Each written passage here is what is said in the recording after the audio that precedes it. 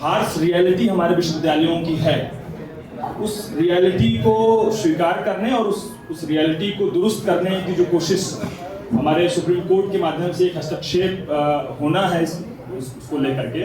हम ये उम्मीद कर रहे हैं कि विश्वविद्यालयों की जो हालात है, जो उसको टार्चर चैम्बर के रूप में तब्दील कर देने की कोशिश है, जहां आपको सताया जाएगा, आपको प्रताड़ित किया जाएगा, आपको बहिष्कृत कर दिया जाएगा और आपकी कोई सुनवाई नहीं होगी। ये हालात एक देश की बड़ी आबादी की को इस बदतर हालात में तब्दील कर दिया गया है। तब ऐसे में जरूरी हो जाता है कि हम लोग उस क्षमता के जो अधिकार की बात है उसको, उस आवाज को बुलंद करने के लिए एकजुट होकर के अपनी बात कहें। आज इस देश में न्यायपालिका का जो चरित्र हो चुका है वो साफ तौर पर मौजूदा सत्ता के समक्ष जिस रूप में वो दंडवत दिखाई देती है, उससे एक बात बहुत स्पष्ट जाहिर हो जाती है कि इस तरह के हमारे कार्यक्रमों की एकजुटता, सड़कों पर इस सवाल को लेकर के निकलने की जरूरत और अलग अलग तरीकों से, अलग अलग आयामों से इस सवाल को, इस मुद्दे को उठाए रखने की बेहद फौरी तौर पर जरूरत महसूस होती है। हमने देखा कि तमाम सही सवालों पर भी हमारी वर्तमान न्यायिक व्यवस्था न्याय के पक्ष में फैसला देने की बजाय सत्ता के समक्ष आगे पूरी तरीके से या तो सरेंडर रही है या उसने घुटने टेक दिया है। या तो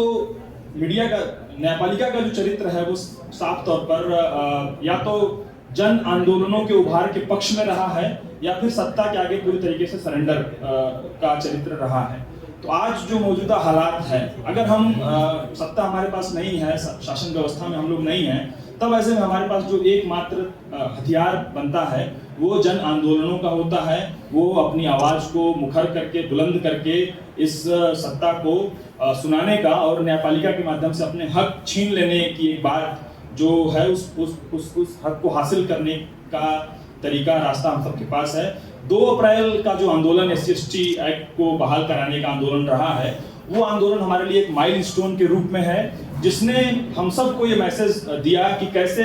मौजूदा रिजीम जब कोशिश कर रही थी एट्रोसिटीज के अगेंस्ट जो कानून था उसको डाइल्यूट करने की, तब उसके खिलाफ जब देश भर में लोग खड़े हुए, लड़े, शहादत झेले, तब जाकर के इस सरकार को बैकफुट पर आना पड़ा और पुनः उस कानून को बहाल करना पड़ा। तब ऐसे में जरूरत है कि एक बार फिर से उसी तरह का लिटमस टेस्ट हमारे समक्ष, इस देश की न्यायपालिका के समक्ष, उसके एथिकल जो उसकी मोरालिटी है उसके समक्ष होने जा रहा है। तब हम सब लोग इसको समझें और ऐसे समयों में फिर जो चाहे बसावन इंडिया की जो जैसी पत्रिकाएं हैं या इस तरह की जितनी भी प्रगतिशील मैगजीन्स हैं, अखबार्स हैं, सोशल मीडिया के प्लेटफॉर्म्स हैं, उनकी जरूरत सबसे ज्यादा प्रमुख हो जाती है। उनकी जरूरत सबसे महत्वपूर्ण भूमिका उनकी बनती है कि इस तरह के मसलों को उठाएं, एड्रेस करें और दूर तक लेकर के जाएं। इसको सिर्फ विश्वविद्यालयों का ये सवाल नहीं है, ये सवाल शोषण को दूर करने का सवाल है, ये सवाल इस देश की शिक्षा व्यवस्था को बचाने का सवाल है। शिक्षा व्यवस्था बची रहेगी तभी जाकर के अधिकारों की जो बात है वो हो सकती है, तभी जाकर के संविधान के अंदर जो रियल वैल्यू इनकलकेट किए गए हैं उसे हम हासिल कर सकते हैं। तो एक समतामूलक समाज बनाने का जो आइडिया है, वो आइडिया, वो ख्वाब जो ज्योतिबा फुले देखते थे, जिनकी अभी हम लोगों ने कल ही के दिन जयंती मनाई है, बाबा साहब अम्बेडकर ने जिसके लिए एक लंबी शहादत संघर्ष किया, बीपी मंडल का जो योगदान रहा है, उन्होंने अपने संघर्षों के माध्यम से जिस तरह का कंट्रीब्यूशन उन्होंने दिया और रियलाइज कराया कि चाहे वो जमीन का सवाल हो, चाहे प्रतिनिधित्व का सवाल हो, उन सारे सवालों पर हमें एकजुट होकर के आगे आकर के लड़ना होगा और तभी जाकर के हम इस देश की जो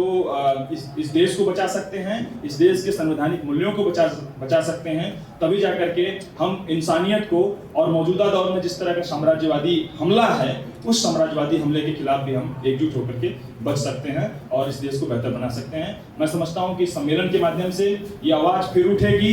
देश भर में, प्रदेश भर में ये आवाज फिर बुलंद होगी, जहां से सामाजिक न्याय के सवाल को लेकर के, विश्वविद्यालयों को शोषण विहीन करने के सवाल को लेकर के आवाज उठेगी और हम लोग इस लड़ाई को जीतेंगे। इनकलाब जिंदाबाद।